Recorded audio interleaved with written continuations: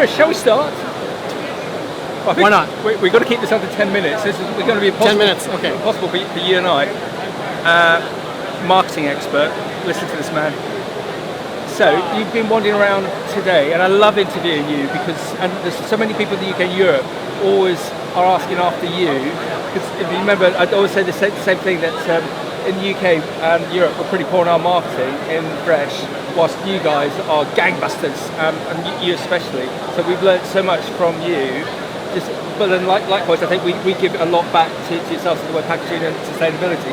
But just marketing-wise, if you just off camera, you were saying some interesting things. What are you seeing at the IFBA Global Projects and Floral Show 2024? Well, it's interesting to see how companies of this show have really upped their marketing game as a whole. For years, we've been pushing to create unique activations, sampling, very bold statements and messaging and such.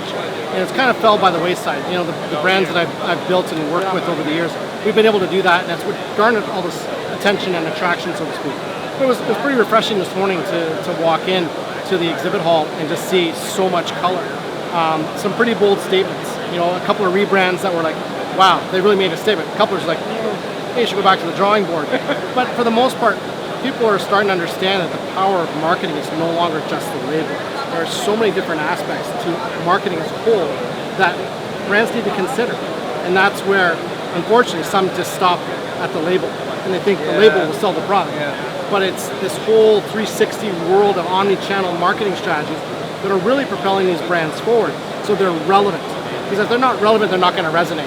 So, look behind us, standing here in front of Driscoll, worldwide, very dominant in many respects.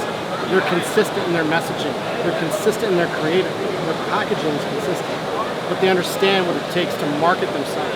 And Francis and her team at Driscoll do a phenomenal job. But I think as a whole, when you're looking today at what it means to be a brand in produce, is that there's a lot of rinse and repeat. There are a lot of brands that come in and change the label, and we'll change it. Was name. We launched it last year. It was this name. This year it's a new name. Well, that's not really new. You've got to. Consumers are getting a little more savvy. The power of digital and what they're searching for. You need to be ready to serve content to them. You got to talk to the right people at the right time on the right channel with the right message. So when you start looking at all these facets that are needed to build a strong marketing plan, the label is actually the last thing.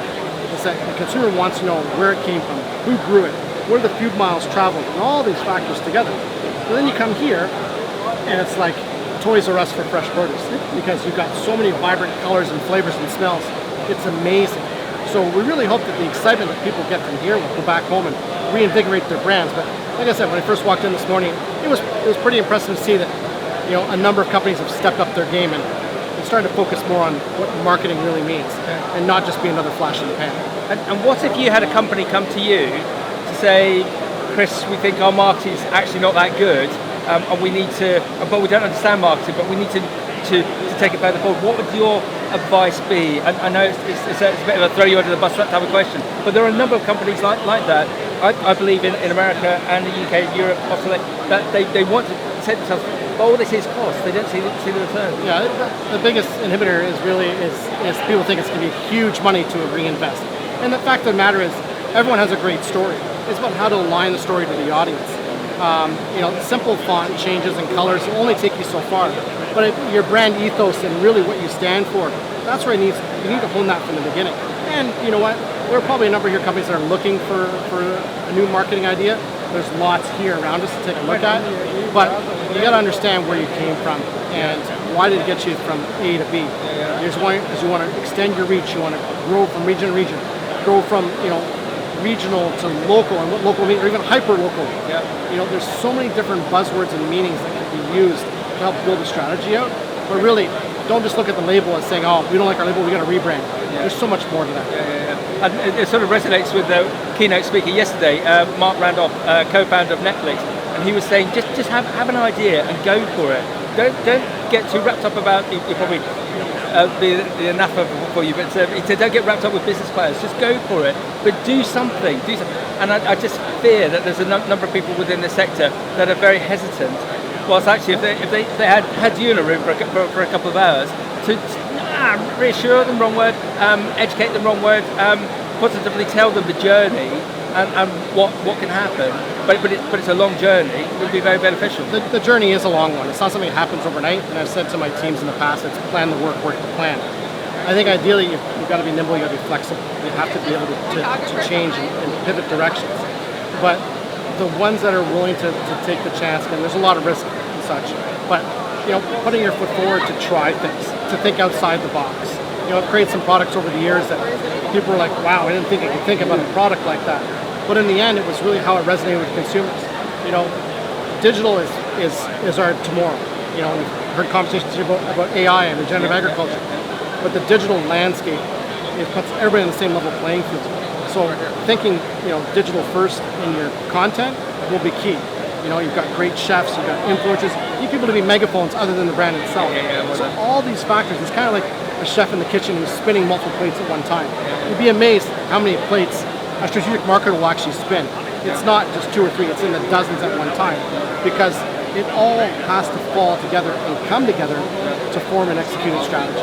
So it takes time, it takes effort, it takes vision, but at the same time it's a fun ride because you get to try things, but you have to be passionate about it, and that's what drives people forward. And I think the market's definitely coming towards us with the likes of the negativity that's building up against ultra-processed foods. And in the sessions this morning, everyone was talking about the same thing, that eating more fresh produce is going to be good for us.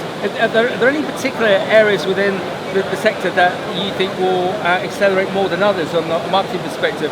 Fruit, veg, flowers, we've got it all here, or they're all in the same basket? I think they're all in the same basket to an extent, but the consumer now more than ever is value driven. And the value isn't just what I pay. The value is in the package. Is it sustainable, renewable materials? What's the use case for it? What's the versatility of it and such? But the value is how can I give more to the consumer without leaving money on the table? So the consumer has to find the need for that product and use it on a daily basis. But I think as time moves forward as well, inflation is in everybody's minds. Gas is expensive, natural gas as such. You walk into local Starbucks here and it's $8 for a coffee. It's difficult. But when it comes to fresh fruits and vegetables, there are choices. Growers work hard to bring the best to the market. You can help them by supporting them regularly. Those that go to major national chains and such, the same thing. They all have very unique and very strong relationships with vertically integrated growers that do protected agriculture or even field growing. But ultimately, it comes down to the consumer. What value are we going to provide to them? And it shouldn't just be the price part of the equation. One of the key marketing experts in the sector, if it's okay, I'm just going to put your details, your brief details at the bottom. If you've got a marketing need in America, internationally, consultancy basis, I'd definitely hook up with Chris. This guy is very mercurial. Hold on. Thank you.